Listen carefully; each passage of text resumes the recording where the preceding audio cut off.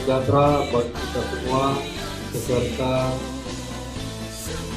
pembunuhan Badan Anti Narkoba Lembaga Aliansi Indonesia. Mari kita berdoa semoga acara kita dari awal hingga pada akhir berlangsung dengan baik dan diberkati oleh Allah. Kita berdoa. Kita mulai.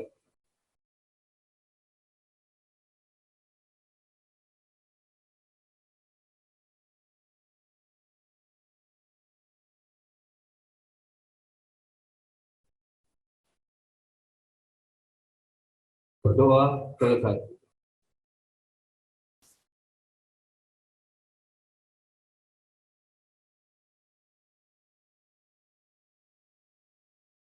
Baik, para hadirin yang kami hormati, yang kami muliakan, mari kita bangkit berdiri.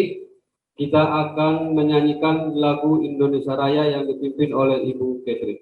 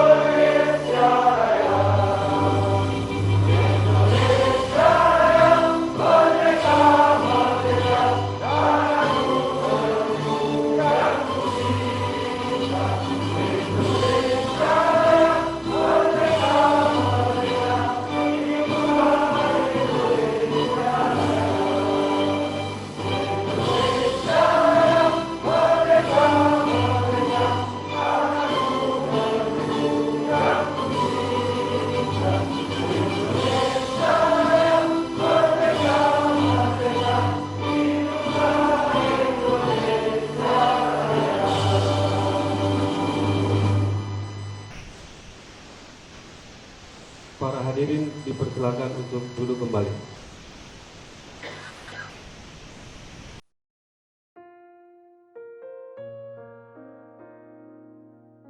Assalamualaikum warahmatullahi wabarakatuh.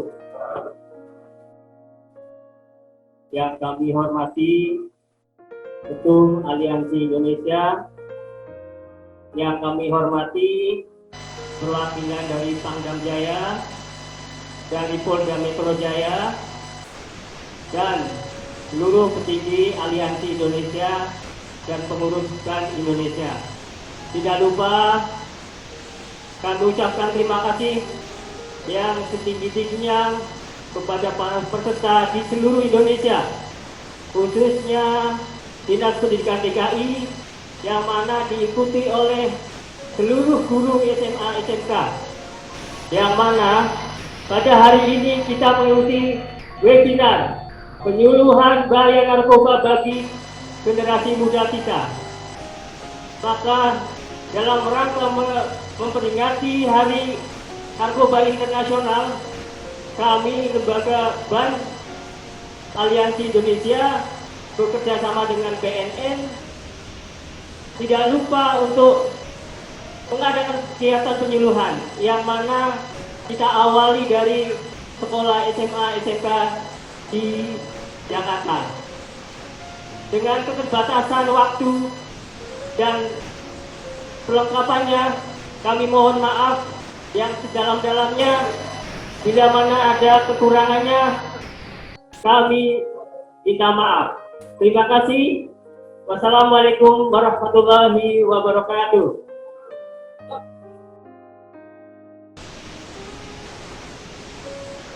Terima kasih. Assalamualaikum warahmatullahi wabarakatuh. Selamat pagi, salam sejahtera buat kita semua. Saya Sekretaris Jenderal Dewan Pimpinan Pusat Lembaga Aliansi Indonesia di Saman, mewakili Bapak Ketua Umum Lembaga, Bapak Haji Lubis, yang saat ini kebetulan punya sedikit kendala untuk hadir dan beliau minta maaf. Kepada yang terhormat Bapak Pangdam Jaya yang mewakili Bapak Kapolda, Bapak Gubernur DKI Jakarta, dari BNN dan seluruh peserta dari Dinas Pendidikan dan seluruh pengurus Lembaga Aliansi Indonesia secara hierarki yang mengikuti acara ini, saya ucapkan selamat bergabung, mari kita berpartisipasi. Karena penyelenggara acara ini adalah salah satu divisi yang ada di DPP Lembaga Aliansi Indonesia, Badan Anti Narkotika Nasional. Nah, sebagai pengurus lembaga DPP Lembaga Aliansi Indonesia, mewakili Bapak Ketua Umum, saya berharap mudah-mudahan acara yang digelar hari ini oleh Divisi BAN menjadi contoh, menjadi cambuk untuk divisi yang lain, supaya juga bisa dengan kemitraan dengan institusi pemerintah yang terkait bisa melakukan hal yang sama, mengadakan acara seperti ini. Karena kita punya beberapa divisi di DPP untuk bisa berpartisipasi sebagai lembaga yang mendukung pemerintah yang sah. Ini menjadi contoh, divisi BAN menjadi contoh bagi divisi yang lain. Seperti apa bentuk dukungan kita kepada pemerintah, ini yang kita jelas.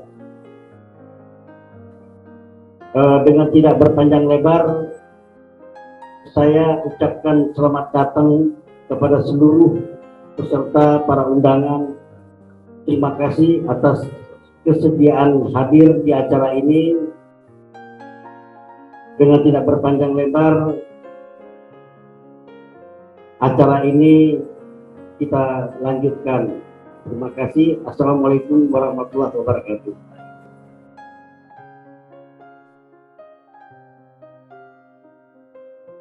Bismillahirrahmanirrahim. Assalamualaikum warahmatullahi wabarakatuh. Bapak Haris, Wan Haris dari Bapak Mantap,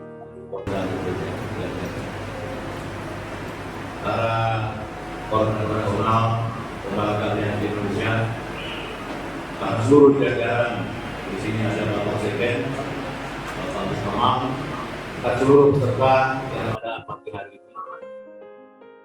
Saya Haji Muhammad Gunter Tentaralam, Wakil Ketua Umum Lembaga Aliansi Indonesia, yang pagi hari ini berkesempatan hadir. Tugas dari Ketua Umum mewakili beliau, Bapak Haji Lubis.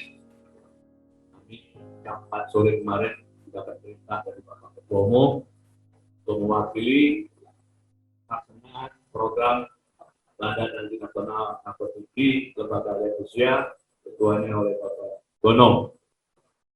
Yang saya dapat tangkap begitu saya memasuki ruangan ini, pertama, salam dari Ketua Umum Bapak Haji Lubis kepada seluruh yang hadir di ruangan yang berbahagia ini. Semoga acara kita dapat langsung hikmat sesuai dengan tema webinar pada pagi ini. Sekaligus juga kita tetap mensikapi protokol kesehatan. Ini penting. Maaf, saya buka masker. Nyampe ke kami. Lantas, webinar pada pagi hari ini berkaitan dengan bagaimana Lembaga Aliansi Indonesia ikut peran serta untuk mencegah bahaya narkotika. Ini yang penting kita sama-sama mensikapinya di ruangan ini. Kita sama-sama mensikapi bagaimana mencegah bahayanya narkotika. Hingga pagi hari ini hadir pembicara kita dari Kodam, mewakili Bapak Pangdam, Bapak Kepala Negara, mewakili dari BNN, hadir dalam kaitan kebersamaan kita bersama Koordinator Nasional, seluruh lembaga Aliansi Indonesia. Alhamdulillah, seluruh sekolah-sekolah yang ada di Jakarta selamat bertemu dengan lembaga Aliansi Indonesia, kepala-kepala sekolah dan murid-murid yang ada di sekolah sana. Selamat pagi, Assalamualaikum. Yang tidak kalah pentingnya, Lembaga Aliansi Indonesia pada saat ini pun langsung Zoom ke seluruh provinsi, 34 provinsi, DPD, DPT, Lembaga Aliansi Indonesia di seluruh Indonesia. Alhamdulillah, kawan-kawan Lembaga Aliansi di seluruh Indonesia, Assalamualaikum. Salam dari Ketua Umum Bapak Haji Donald. Inilah yang dapat kami sampaikan di pagi hari ini dalam kaitan dengan penyuluhan bahaya narkoba bagi generasi muda. Syukur alhamdulillah sekolah-sekolah yang ada di Jakarta ini ikut juga menyaksikan nantinya penjelasan dari para pakar kita yang berkaitan dengan narkotik, sehingga mulai di tingkat guru, orang tua, dan kita semua di lingkungan sekolah menjaga lawan terhadap bahaya narkotika. Kami selaku Wakil Ketua Umum menyampaikan sukses kepada panitia, khususnya Badan Anti Narkotika Lembaga Aliansi Indonesia. Semoga semua ini yang kita laksanakan betul-betul datang dari hati kita yang paling dalam, keinginan kita untuk menjaga negara Republik Kesatuan Republik Indonesia ini melalui bagaimana pencegahan, bagaimana kita sering-sering mengadakan penyuluhan, dan tidak hanya kali ini saja, saya harap 3 bulan yang akan datang dan siap juga melakukan penyuluhan yang serupa seperti ini. Tidak hanya untuk sehari ini saja. Ini harapan kami dari Wakil Ketua Umum selaku Kepala Staf Gabungan Lembaga Aliansi Indonesia. Jadi betul-betul tidak hanya hari ini. Bagaimana 3 bulan, kami minta dari BNN juga bisa bekerja sama agar ini rutin. Karena Lembaga Aliansi Indonesia adalah lembaga miliknya rakyat se-Indonesia, rakyat Aliansi Indonesia. Kami berkewajiban menyampaikan ini sebagai pencegahan, sekaligus juga penyuluhan pada seluruh masyarakat yang ada di Indonesia. Demikian Pak Gono, Ketua BAN, tingkatkan semangat tidak hanya untuk hari ini. Kita ingin buktikan 3 bulan yang akan datang, Aliansi Indonesia melalui BAN-nya tetap berjalan. Walaupun hanya 10 orang, webinar bisa dilakukan. Tidak mesti ngumpul rame. Ini niat yang kita harapkan, tidak hanya kumpul rame. Dengan cara ini kita akan lakukan penyuluhan melalui webinar. Silakan, kalau perlu sebulan sekali lakukan. Inilah sumbangan kita terhadap bangsa, sumbangan kita dalam rangka ikut membantu bagaimana agar masyarakat kita terjebak dalam satu situasi yang saat ini sedangkan kita menghadapi pandemi pun susah. Apalagi sekarang kita harus menjaga bagaimana anak-anak muda kita tidak terbuai oleh narkotika dan narkoba. Ini yang dapat kami sampaikan, Bapak Kolonel Haris, Bapak Bambang dari BNN, Bapak-Bapak sekalian yang ada hadir pada pagi hari ini. Mudah-mudahan semangat daripada BAN, Lembaga Aliansi Indonesia, dapat terus lanjutkan bersama BNN yang ada di Republik Indonesia ini. Lebih dan kurang kami mohon maaf, ada yang kurang mungkin belum kami sebutkan atau belum kami sampaikan. Salam sekali lagi dari Bapak Haji Donald Lubis, Wakil Ketua Umum. Selamat bekerja untuk panitia, sukses selalu. Wabillahi taufik wa hidayah. Assalamualaikum warahmatullahi wabarakatuh. Aliansi! Aliansi! Aliansi!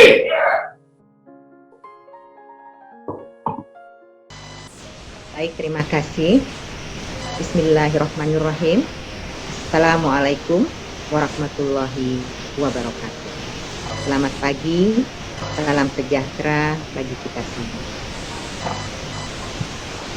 Yang saya hormati Ketua Badan Anti Narkoba Lembaga Aliansi Indonesia Bapak Sugono SH dan seluruh jajaran, yang kami hormati pula perwakilan dari Kodam Jaya, dari Polda Metro Jaya, kolega kami dari jajaran Dinas Pendidikan beserta jajaran sekolah-sekolah yang sudah ada di dalam Zoom meeting ini, hadirin para peserta penyuluhan dan para narasumber yang kami hormati pula.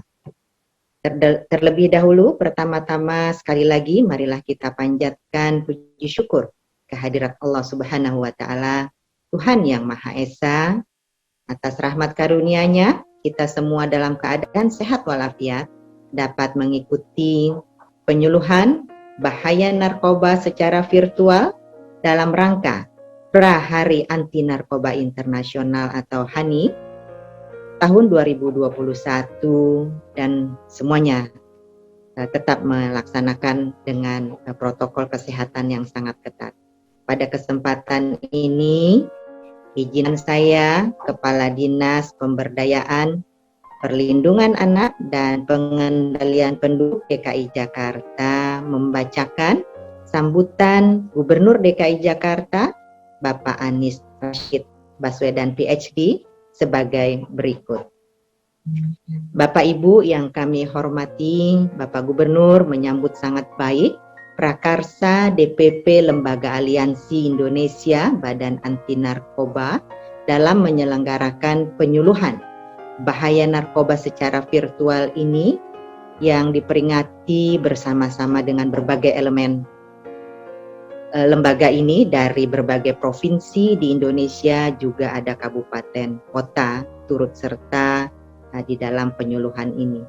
Kegiatan semacam ini kita tentu berharap dapat memberikan kontribusi yang signifikan dalam upaya bersama secara kolaboratif berbagai elemen untuk menciptakan generasi bangsa, generasi muda yang bersih, yang bermoral, berakhlak mulia, berprestasi tanpa narkoba.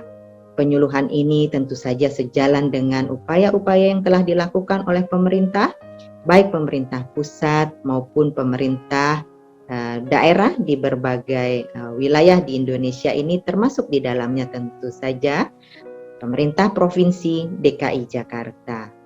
Bapak Ibu yang kami hormati, kita bersama-sama tentu sangat menyadari bahwa generasi muda, utamanya para pelajar dari berbagai jenjang, mulai dari yang sangat dini, mulai dari prasekolah, TK, SD sederajat, SMP sederajat, SMA, SMK sederajat, perlu sampai dengan mahasiswa, perlu untuk dipersiapkan dan dijaga sejak dini agar tidak terjerumus ke dalam tindak-tindak yang tidak diinginkan, utamanya terjerat bahaya narkoba ini.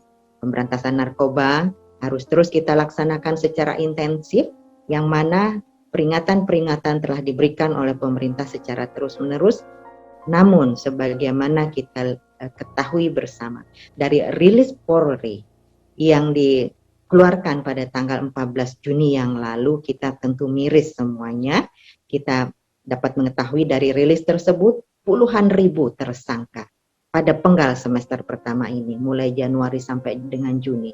Hampir 25.000 tersangka telah diamankan, ratusan ton barang bukti dan dari berbagai jenis narkoba. Nanti barangkali dari Polda Metro Jaya bisa mengelaborasi dengan lebih rinci, itu sudah diamankan juga. Ini menandakan bahwa luar biasa dahsyat dan besarnya magnitude persoalan ataupun ancaman narkoba ini untuk negara tercinta kita, dan termasuk di dalamnya adalah DKI Jakarta ini. Ratusan ribu ton bukan hal yang ratusan ribu ton barang bukti, puluhan ribu tersangka juga bukan persoalan sederhana. Ini menjadikan kita bersama mesti bergandengan tangan berbagai elemen bangsa ini, mulai dari pemerintah, pemerhati, pegiat seperti aliansi ini, dan juga seluruh elemen-elemen bangsa dan negara lainnya untuk bersama-sama mengatakan tidak ada kompromi untuk narkoba. Kita harus berantas tuntas narkoba karena saat ini DKI Jakarta dan beberapa daerah lainnya termasuk di dalam kondisi yang sudah pada level darurat narkoba.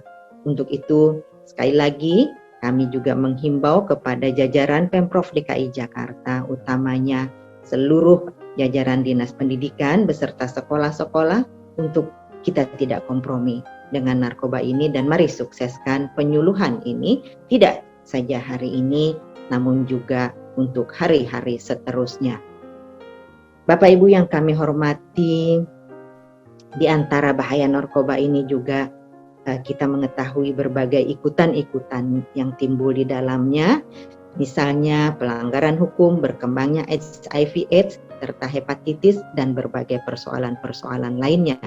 Itu sebabnya sekali lagi bersama-sama marilah kita jalin kerjasama kolaboratif untuk senantiasa secara terus-menerus berkesinambungan melaksanakan penyuluhan semacam ini di berbagai tempat, tidak saja di sekolah-sekolah, namun juga berbagai tempat-tempat strategis lainnya, di mana di sana terdapat anak-anak muda dan generasi muda kita berkumpul. Inti dari pesan Bapak Gubernur setelah kami bacakan, akhirnya kami menyampaikan selamat melaksanakan penyuluhan, mudah-mudahan apa-apa yang diniatkan bersama dimudahkan dan mendapat ridho dari Allah Subhanahu wa Ta'ala, Tuhan yang Maha Kuasa. Demikian yang dapat kami sampaikan. Sekali lagi terima kasih dan selamat melaksanakan penyuluhan. Billahi taufiq wal hidayah. Assalamualaikum warahmatullahi wabarakatuh.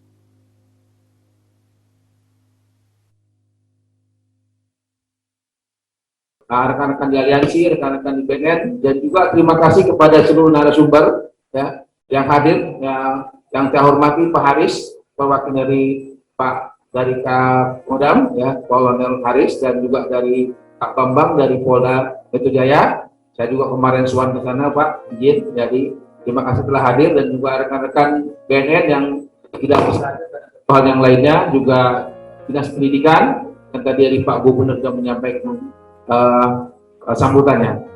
Yang kedua, saya berharap dengan adanya penyuluhan ini tidak seperti di sini, seperti pesannya Pak Gunter tadi. Insya Allah dalam bulan depan kita akan mengadakan lagi virtual untuk SMP ya. Kita sudah siapkan, mudah-mudahan bisa dukungan dan kawan. Berikutnya akan siapkan juga materi untuk senam narkoba secara nasional, Pak. Jadi kami siapkan materi dan lagu untuk persiapan senam narkoba secara nasional. Mudah-mudahan kita minta dukungan dari para pihak yang hadir juga pada hari ini. Itu program-program BAN dalam jangka tahun 2021. Selanjutnya mungkin kita dengan dinas-dinas pendidikan akan bekerjasama membentuk gugus tugas tentang bahaya narkoba. Kenapa? Karena di sini ada PPAN, Badan Penelitian Aset Negara, ya, dalam rangka bahwa generasi muda juga aset negara, Pak. Aset negara bukan hanya benda, bukan hanya uang atau berupa aktiva lancar atau aktiva tetap, tapi manusia juga sebagai aset negara yang perlu kita selamatkan dari bahaya narkoba. Kalau generasi muda hancur ya oleh narkoba, maka saya rasa NKRI itu akan hancur, Pak. Itulah concern aliansi Indonesia dengan Bank menyelamatkan NKRI dari kehancuran yang memulai masuk dengan narkoba. Dan narkoba sekarang ini bukan lagi hanya peredaran gelap, Pak. Bukan hanya bahayanya, tapi sudah ancaman buat bangsa Indonesia. Maka untuk itu kami mengimbau kepada semua rekan-rekan, instansi, guru, dan lain-lain, ayo kita sama-sama. Kita perangi narkoba, kita berantas narkoba, karena ini adalah ancaman buat bangsa Indonesia. Mungkin itu saja yang saya bisa sampaikan. Sekali lagi saya ucapkan terima kasih.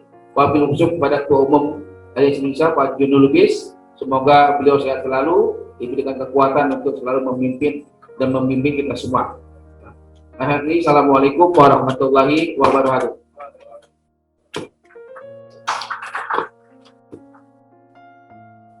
Baik, terima kasih kepada Bapak Sugono yang sudah memberikan sambutan sebagai Ketua Badan Anti Narkoba Lembaga Aliansi Indonesia.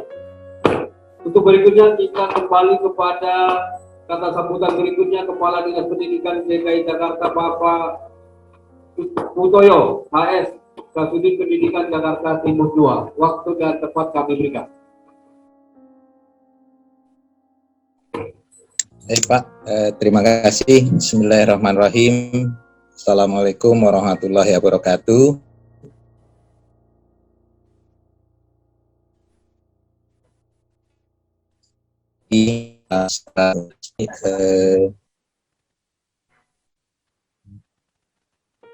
Badan Anti Narkoba Aliansi Indonesia, ya. Yang saya hormati Bapak dari Pangdam Jayakarta, Kapolda Metro Jaya, serta hadirin sekalian, serta Bapak Ibu Guru SMA dan SMK se-DKI Jakarta. Pertama, marilah kita panjatkan puji syukur kehadirat Allah Subhanahu wa Ta'ala atas berkenannya pada hari ini. Alhamdulillah kita berada di dalam Zoom meeting yang pada sebuah acara adalah bertema bahaya narkoba bagi generasi muda yang diselenggarakan oleh Badan Anti Narkoba Aliansi Indonesia bersama Badan Narkotika Nasional Republik Indonesia. Tentu kami dari Dinas Pendidikan Provinsi DKI Jakarta, kami mewakili dari suku Dinas Pendidikan Wilayah 2 Kota Administrasi Jakarta Timur. Kami mengucapkan terima kasih yang sebesar-besarnya. Informasi-informasi yang tentunya nanti akan disampaikan kepada kami, kepada guru-guru kami, adalah informasi-informasi penting di mana penyalahgunaan narkoba akan bisa diminimalisir dengan sebuah pencegahan yang tepat. Oleh karenanya Bapak Ibu guru yang berada di dalam Zoom ini, yang mengikuti ini, tolong betul untuk kegiatan ini diikuti dengan seksama dan juga nantinya bisa didiseminasikan kepada rekan-rekan di sekolah, yang kemudian kita semua dari guru, dari suku dinas pendidikan, dari dinas pendidikan bisa bersinergi bersama dalam rangka memerangi atau mencegah terjadinya penyalahgunaan narkoba ini di level sekolah, di level anak-anak peserta didik. Hal ini tidak tertutup kemungkinan Bapak Ibu, jadi barangkali ada dari anak dari Bapak Ibu guru sendiri, itu jangan sampailah terjadi, dan kita akan menangani semuanya bersama-sama. Tentu nanti dari Badan Narkotika Nasional, juga Badan Anti Narkoba Aliansi Indonesia ini juga bisa kita bekerja sama untuk bagaimana mengadvokasi atau juga memberikan bantuan kepada para peserta didik atau apa yang terlanjur barangkali terjerumus, dan juga bagaimana anak-anak ini yang sekarang sedang fight untuk berjuang, ya, ini semuanya bisa menjadi kerjasama yang baik sehingga kita bisa menghindarkan anak-anak kita dari penyalahgunaan narkoba ini. Jadi mungkin istilahnya adalah war on drug gitu ya. Jadi kita memerangi semua ini dengan secara terintegrasi, baik dari tingkat provinsi maupun tingkat TNI ya, di Kodam ya, dan juga Polri. Ini sinergi ini dan juga dengan masyarakat. Ya, sinergi ini tentunya kita menjadi lebih bisa mencegah terjadinya penyalahgunaan dari narkoba ini.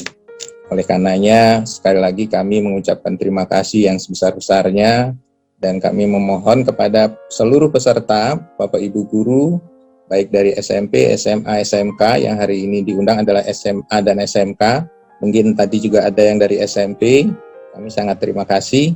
Nanti akan diadakan lagi untuk jenjang yang SMP. Ini tentu akan semakin menguatkan kita semua dari Dinas Pendidikan untuk ikut mengawal dan untuk ikut mencegah berperan aktif mencegah dan mengurangi tindak-tindak yang penyalahgunaan dari narkoba ini. Sekali lagi Bapak Ibu sekalian, kami mengucapkan terima kasih yang sebenarnya, dan kegiatan ini tentu sangat memberikan manfaat kepada kami semua. Dan Bapak Ibu guru, mohon izin untuk mengikuti kegiatan ini sampai tuntas, dan tentu boleh ditanyakan nanti beberapa advokasi atau apa yang langkah-langkah teknis dalam konteks penanganan bahaya narkoba ini. Bagaimana yang misalnya sudah terkena, bagaimana teknik penanganannya, teknik komunikasinya barangkali ya. Dan yang belum, yang ini jangan sampai terjadi dengan informasi-informasi yang kuat, termasuk juga tindakan hukum yang mungkin akan diterima oleh para peserta didik jika ada yang berada di lingkup itu. Mudah-mudahan kita berdoa bersama untuk generasi muda kita ini yang bisa terhindar dari penyalahgunaan narkoba ini. Barangkali itu yang bisa saya sampaikan Bapak Ibu sekalian. Sekali lagi saya berpesan kepada Bapak Ibu guru yang mengikuti kegiatan ini, cari ilmunya, kemudian terapkan, kemudian gunakan untuk melakukan pencegahan lebih baik. Ya, Bapak Ibu sekalian, bertanya sebanyak-banyaknya dan juga nanti bisa diaplikasikan di sekolah kita masing-masing, terkhusus di Sudin Pendidikan Wilayah 2 Jakarta Timur dan secara umum DKI Jakarta. Demikian, kurang lebihnya mohon maaf. Wassalamualaikum warahmatullahi wabarakatuh.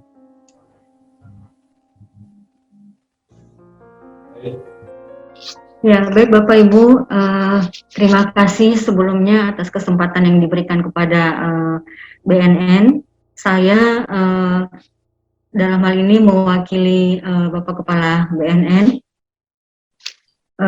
Mohon maaf, sedianya tadi Pak Direktur yang akan mengisi, tetapi ada agenda lain, jadinya diwakilkan kepada saya. Salam hormat dari pimpinan kami. Mudah-mudahan dalam kondisi pandemi ini semuanya kita diberikan kesehatan. Salam sehat anti narkoba. Ya, terima kasih kepada Ketua Panitia yang sudah mengumpulkan Bapak Ibu guru sebagai ujung tombak bidang pendidikan, karena kita tahu generasi Z yang saat ini sedang mengisi lebih maksimal untuk di tahun ini. Ya, sejalan dengan pemerintah yang menyusun langkah strategis Visi Indonesia 2045, yang mana programnya melalui 4 pilar pembangunan, yang salah satunya adalah pembangunan manusia serta penguasaan ilmu, pengetahuan, dan teknologi. Kita tahu di sini poin pentingnya adalah SDM.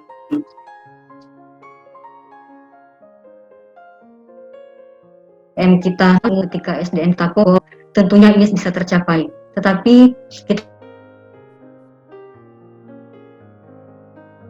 ordinary crime, yang mana extraordinary crime ini merupakan kejahatan terorganisir lintas negara yang merusak sendi-sendi kehidupan, tentunya sosial, ekonomi, dan juga kesehatan.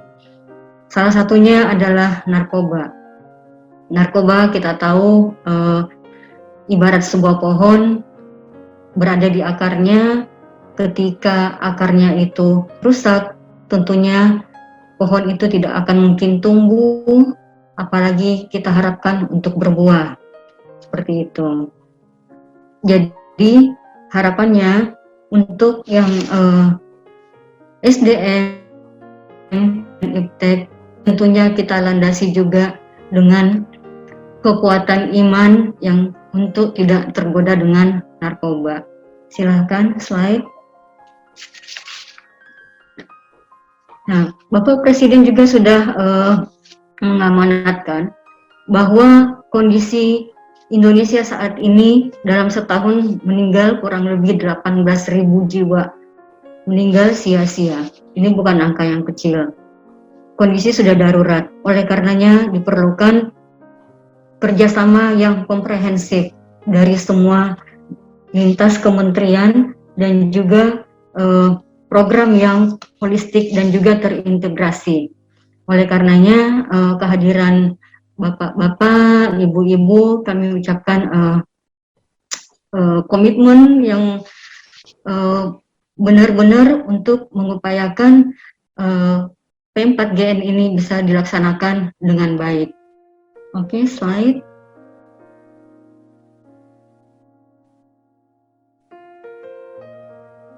Indonesia dikatakan darurat narkoba karena kenapa? Kondisi yang terbuka. Kita ketahui bahwa Indonesia ini berada 80% adalah kondisi laut yang merupakan negara kepulauan. Kita punya banyak jalur tikus dan tentunya itu sangat memudahkan akses untuk bandar keluar masuk. Kemudian narkoba juga ini menyasar bukan hanya kepada orang dewasa, tetapi juga sampai kepada anak-anak. Kita Indonesia termasuk pangsa pasar yang sangat memungkinkan. Karena kenapa?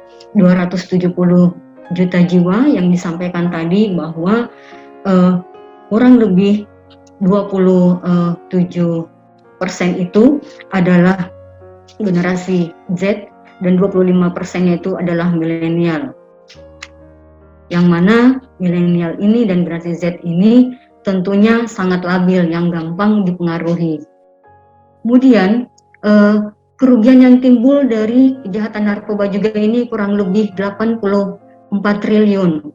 Tentunya angka yang sangat fantastis jika kita alihkan ke pendidikan ataupun untuk ke kesehatan, tentunya itu lebih baik dibanding untuk membeli narkoba. Kemudian sistem penegakan hukum yang tentunya belum bisa memberikan efek jera. Kita tahu bahwa sudah banyak perkara-perkara yang sudah diputuskan, tetapi belum juga dieksekusi. Kemudian modus operandi dan jenis narkoba yang tentunya sangat terus berkembang, yang tidak terpantau seperti itu.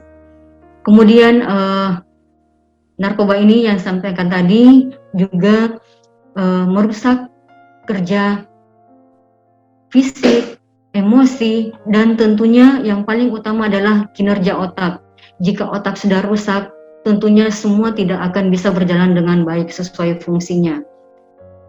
Satu hal lagi bahwa lapas dalam hal ini sudah menjadi tempat pengendalian peredaran gelap narkoba. Lanjut slide.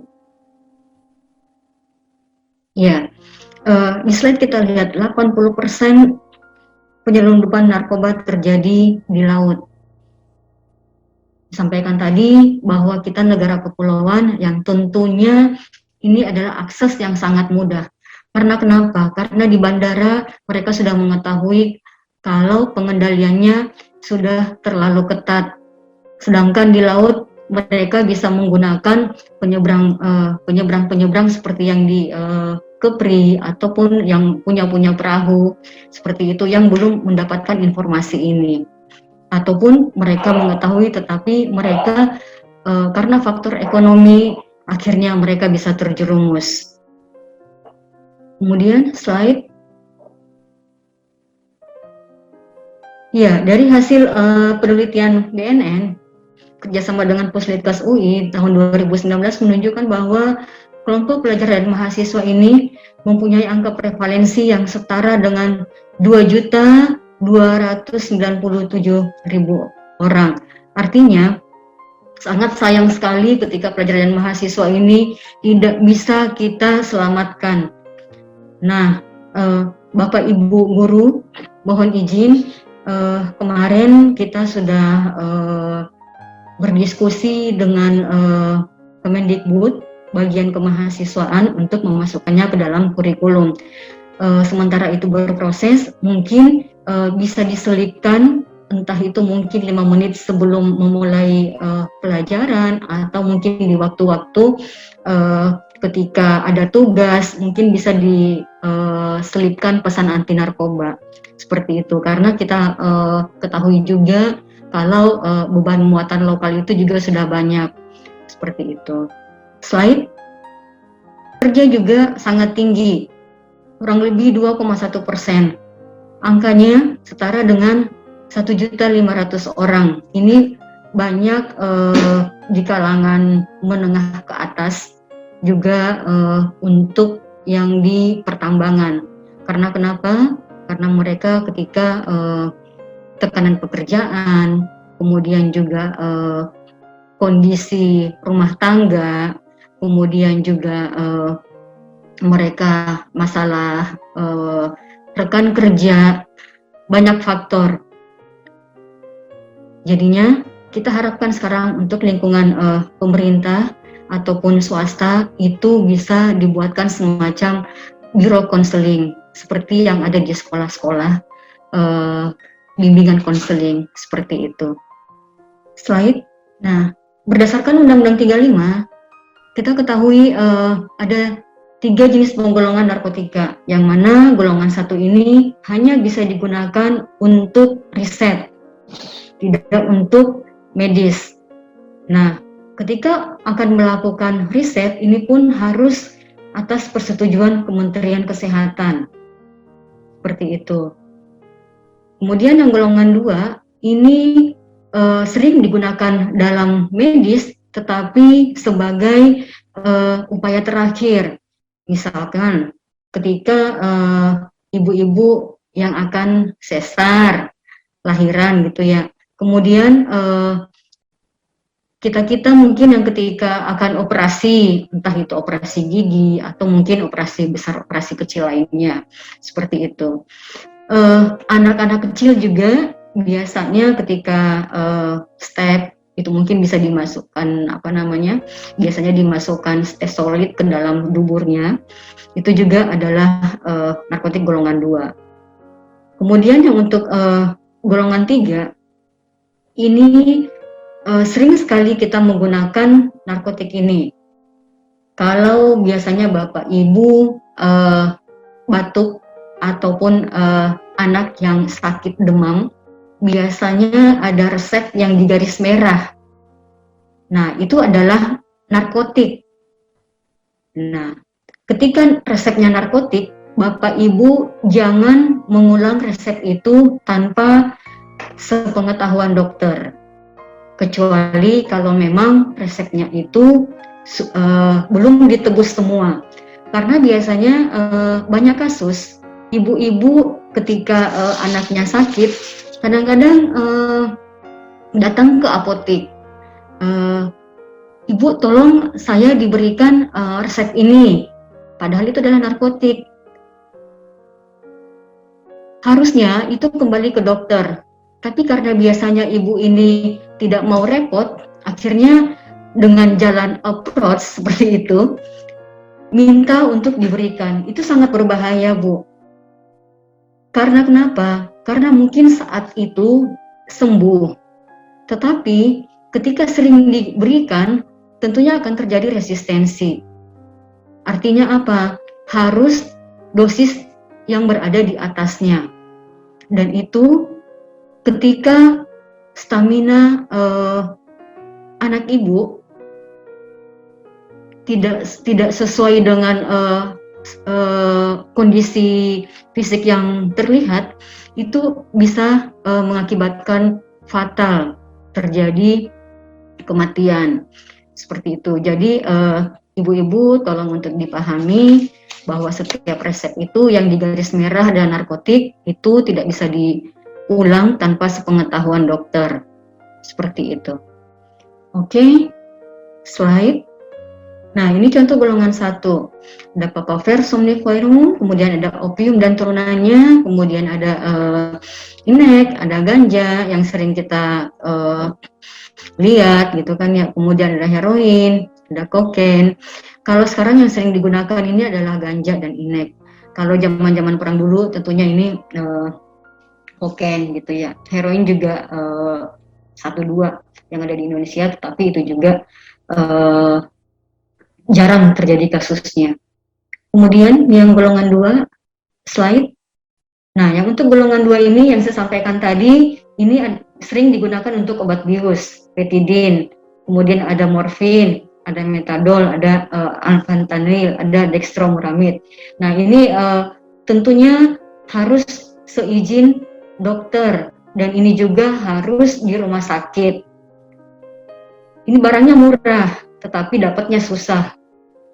Dan itu pemakaiannya mungkin kalau ada keluarga yang kerja di rumah sakit, itu jangan sampai untuk memanfaatkan, karena ini sangat fatal, bisa menyebabkan kematian ketika terjadi misalkan suntik sendiri. Kan kadang-kadang kalau misalkan ada yang sakit bisa diinfus di rumah, kemudian butuh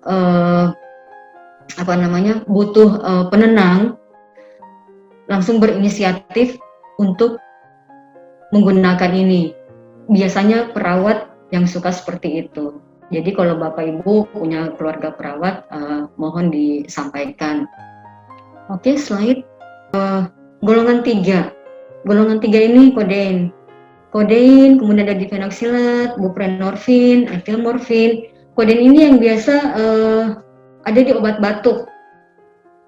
Di obat batuk kalau sirup biasanya sudah dibuka gitu ya. Kita disampaikan oleh petugas apotik bahwa ini di dalamnya ada narkotiknya, sudah dibuka karena sudah dicampur dengan kodein gitu. Nah, ini adalah yang sering kita gunakan. Biasanya dicampur di obat batuk ataupun di puyer anak-anak seperti itu. Ada 3 jenis narkoba yang paling sering disalahgunakan, yaitu ganja, sabu, ekstasi. Ini kita sudah viral gitu ya, sudah banyak di medsos. Kenapa sering disalahgunakan? Karena dia harganya murah, barangnya mudah didapat. Tinggal pengawasan kita aja. Kita jeli apakah memang tablet atau obat yang ditawarkan itu adalah vitamin atau mungkin benar-benar obat. Karena kadang-kadang orang dikelabui dengan sistem coba-coba seperti itu. Gunakan ini untuk melangsingkan badan, gunakan ini untuk biar stamina 3 hari, bisa tidak tidur. Apalagi biasanya kalau dalam suasana ujian akhir, anak-anak sekolah ini biasanya kan sistemnya SKS ya, sistem kebut semalam. Nah, kalau di Bandung banyak yang gunakan ini. Oke, slide. Efek ganja tentunya akan mengakibatkan halusinasi, juga penurunan daya ingat, sesak nafas, dan tentunya ini sangat sering kita lihat, entah itu di terminal, entah itu di pasar, mereka bertransaksi dengan model rokok lintingan. Jadi dengan model rokok lintingan yang mereka biasanya cuma sebatang 2 batang, atau juga bisa mereka kemas dalam saset-saset. Saset itu kemasan plastik kecil seperti itu. Nah, kita harus peka ketika melihat itu, tentunya udah tahu bahwa itu adalah barang haram gitu ya. Kemudian kita juga harus peka Bapak Ibu ketika anak-anak itu ngobrol dengan teman-temannya. Kalau mungkin mendengar istilah 420 itu adalah ganja Bapak Ibu. Ya, kenapa mereka katakan 420? Karena informasinya mereka enaknya itu di jam 4.20 subuh itu, gitu. Jadi jangan sampai kita tidak memahami komunikasi mereka, karena mereka punya istilah-istilah juga seperti itu. Saya lanjut ya, Bapak Ibu mungkin bisa mendengar ya. Saya bisa lanjut ya. Iya Bapak Ibu, mohon maaf kalau kurang jelas mungkin dari operator sana ya. Ya, saya teruskan saja. Jadi yang kedua adalah eksesi. Di sini banyak yang digunakan untuk, kalau istilahnya ajab-ajab seperti itu ya.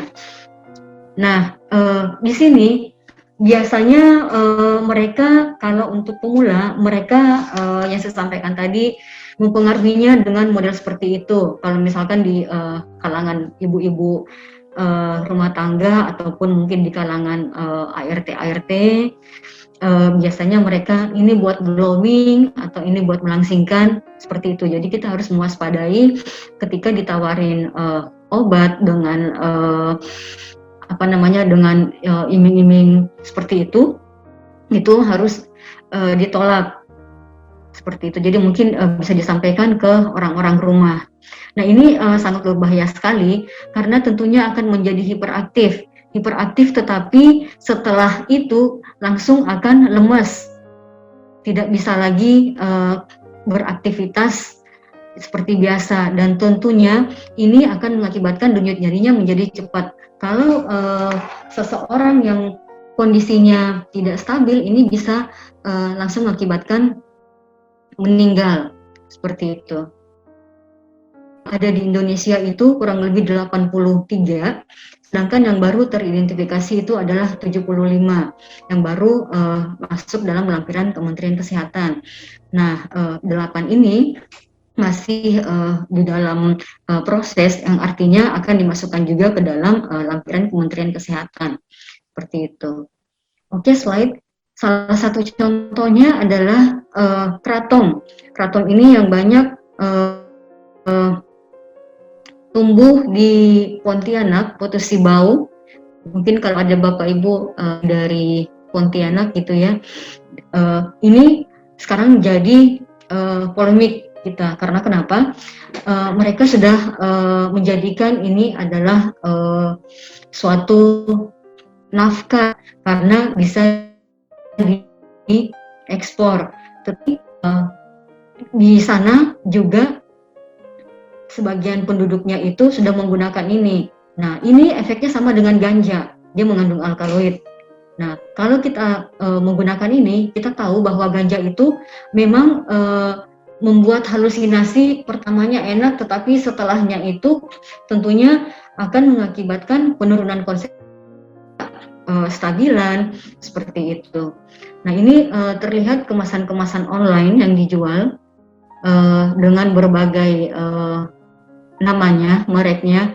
Jadi kalau misalkan Bapak Ibu melihat anak-anak sekarang kan udah pada suka browsing, belanja online. Nah, ini perlu diperhatikan Bapak Ibu. Oke.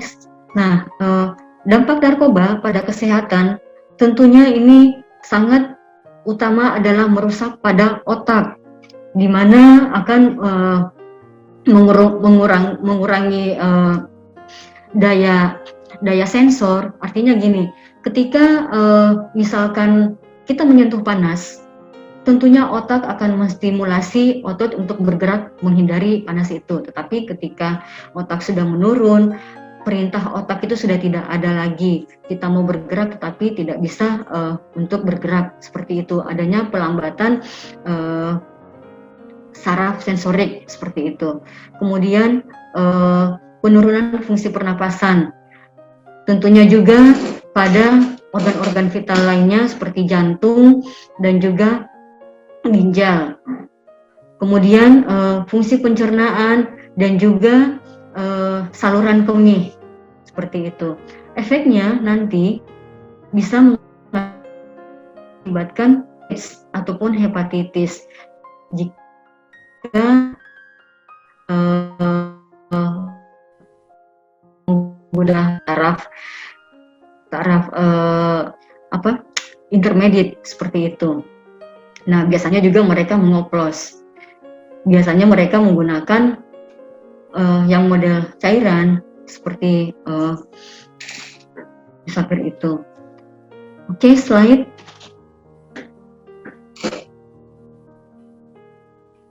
Nah, sekarang juga kita sudah ketahui banyak rokok elektrik yang beredar. Nah, mohon maaf nih bapak-bapak yang merokok, perlu diwaspadai ketika itu dioplos dengan bahan seperti misalkan apa namanya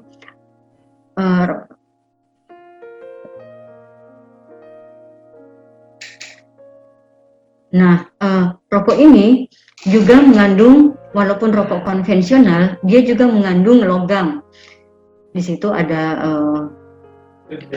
nikel, kemudian juga ada arsenik, racun tikus gitu ya, kemudian ada formaldehid yang kita tahu sebagai pengawet mayat gitu ya, kemudian ada aseton yang membersihkan kuku, dan juga berbagai senyawa kimia lainnya.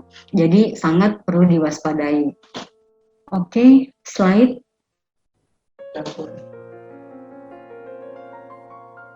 Nah, di sini kita lihat flash disk dengan berbagai model. Sebelum pandemi, kami mendapatkan informasi dari forensik bahwa flash disk ini juga digunakan sebagai bom. Jadi, terdengar?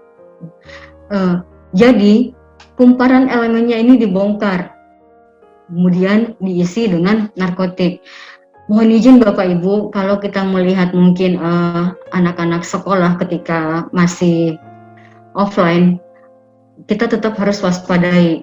Karena mungkin kalau di kalangan orang tua hanya melihat, oh itu adalah flash disk, tempat simpan data. Banyak orang tua yang tidak mengetahui. Tetapi itu perlu kita sampaikan.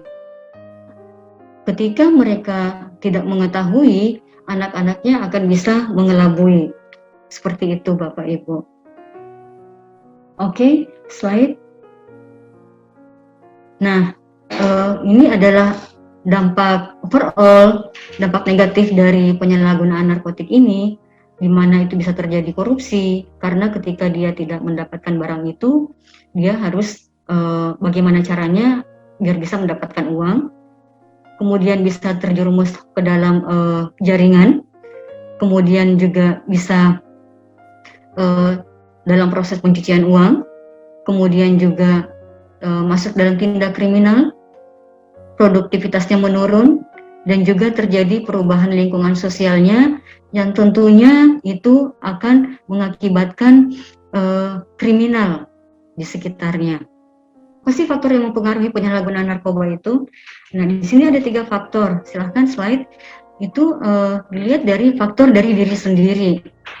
Ketika misalkan kita ingin bersenang-senang, karena banyak pemakai narkoba juga ini yang sifatnya rekreasional. Kemudian pengen diaku dalam suatu lingkungan atau dalam suatu golongan. Atau mungkin beberapa kasus kemarin kalau kita melihat dalam tekanan under pressure gitu ya, pekerjaan, atau juga mungkin tidak percaya diri. Nah, kemudian di faktor lingkungan, ketika keluarga itu mempunyai masalah sehingga anak-anaknya sudah tidak terpantau, kemudian aktivitas yang sering berada di luar lingkungan, kemudian sering bergaul di lingkungan yang negatif. Kemudian dari faktor ketersediaan dari narkoba itu sendiri, mudahnya didapat, kemudian modus operandinya yang semakin canggih di internet yang kita tahu aksesnya sangat gampang, proses marketnya, tetapi untuk mendapatkan status dari penjual tersebut itu sangat susah karena mereka menggunakan status palsu. Dan juga terkait dengan faktor ekonomi, karena kenapa ini bisnis yang menggiurkan. Untuk menjadi kurir aja biasanya mereka mendapatkan ya lumayan 500 atau minimal lah 500.000. Kadang-kadang di perbatasan mobil dari Medan ke Jakarta itu biasanya mereka side job. Nah, kebijakan BNN sudah mengeluarkan Inpres nomor 2 tahun 2020 tentang rencana aksi nasional P4GN ini, di mana semua kementerian lembaga wajib berperan serta untuk mendukung upaya P4GN ini, dan tentunya Kemendikbud juga sudah masuk di sini, yang mana kegiatannya itu ada renaksi dan rencana aksi khusus. Intinya di situ ada sosialisasi, kemudian ada tes urin, pembentukan satgas, dan juga komitmen ataupun kebijakan dari masing-masing lingkungan. Nah, bagaimana upaya BNN dalam percepatan pencegahan, pemberantasan, dan rehabilitasi ini? BNN sekarang punya program Indonesia Bersinar, Indonesia Bersih dari Narkoba, yang mana upaya pencegahannya itu dilakukan secara komprehensif, mulai dari tingkat pusat hingga ke tingkat desa, dengan menggandeng semua stakeholder, baik pemerintah, swasta, dan masyarakat. Itu dengan program-program Desa Bersinar, kemudian ada Lapas Bersinar, ada Sekolah Bersinar, dan Lingkungan Bersinar, serta ada Rumah Edukasi Anti Narkoba. Kemudian ada pemberdayaan masyarakat.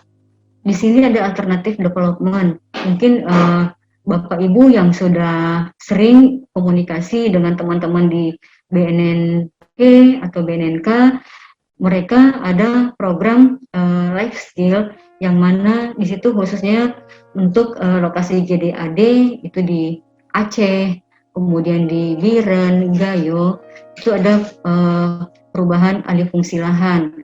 Jadi yang tadinya mereka menanam ganja, kemudian nanam kopi, ataupun mereka nanam jagung. Kemudian juga ada program community development, di mana di sini masyarakatnya diberikan bimbingan untuk tidak menggunakan lagi, tidak beraktivitas lagi menjual barang. Kemudian ada juga program kota tanggap ancaman narkoba, yang mana setiap kabupaten kota diharapkan untuk tanggap terhadap ancaman narkobanya. Di sini stakeholder yang terlibat juga ada Kementerian Pendidikan, di mana setiap sekolahnya juga harus terlibat dalam upaya P4GN. Kemudian tempat-tempat rehabilitasi yang sudah disiapkan ada PWL, rumah sakit, puskesmas, dan juga dengan program TAT-nya. Kemudian di lingkup pemberantasan, yang intinya di sini bagaimana menyusun langkah bersama dengan beberapa aparat terkait. Di sini kita punya program yang pilot project di Jawa Barat. Di sini bagaimana mereka bisa untuk menghindari penjualan seperti itu, untuk tidak ikut terlibat lagi dalam peredaran gelap narkoba itu. Dan juga ada interdiksi, pengawasan daerah rawan, dan juga ada pendidikan untuk bagian integrasi di pengembangan antar penegak hukum. Nah, upaya-upaya yang kita lakukan hingga ke tingkat desa sampai ke RT/RW, di situ ada fasilitasi P4GN, yang mana dalam hal pencegahan itu membentuk relawan, kemudian ada penggiat. Jadi kadar-kadar yang kita sudah bentuk sebagai perpanjang tanganan BNN tentunya akan membantu di wilayahnya masing-masing. Semuanya itu sudah bersinergi dengan BKKBN dan juga Mendikbud, KP3A, dan PKK, di mana BNN di situ sudah mempunyai menitipkan programnya. Kemudian ada intervensi berbasis masyarakat untuk di lingkup rehabilitasi, yang mana nantinya masyarakat sebagai agen pemulihan dapat melaksanakan rehabilitasi. Dan juga dalam upaya pemberantasan, di sini mendayagunakan Satlinmas dengan menggerakkan RT/RW, kemudian PKK dalam dan pengawasan penyalahgunaan peredarannya. Kemudian, apa yang harus kita lakukan sebagai warga masyarakat? Nah, di sini yang perlu kita lakukan adalah komitmen. Ketika Bapak Ibu mungkin sebagai kepala sekolah, kita harus mewujudkan bagaimana sekolah saya untuk bebas dari narkoba.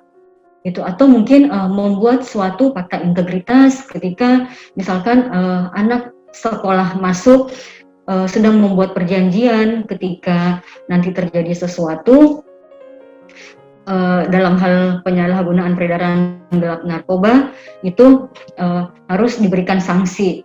Dan juga kita harus mempunyai kepedulian, kesadaran diri ketika misalkan di lingkungan kita terjadi penyalahgunaan atau peredaran, kita harus peduli untuk membantu ataupun mencegah terjadinya penyalahgunaan ataupun peredaran tersebut. Dan kemudian tentunya upaya deteksi dini sebagai semacam warning bagi siswa-siswi ketika misalkan terjadi adanya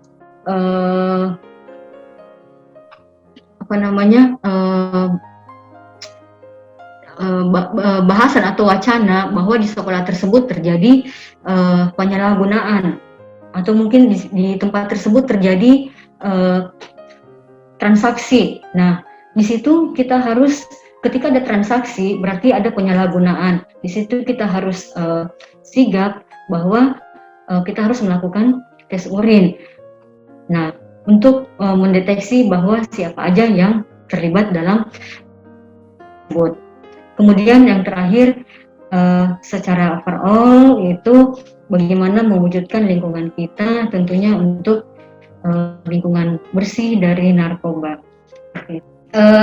Kita lihat suasana yang dulu sama yang sekarang. Kalau dulu di meja makan itu situasinya begitu humble gitu ya.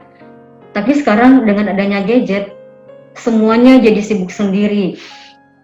Nah, Bapak Ibu, ini mungkin perlu kita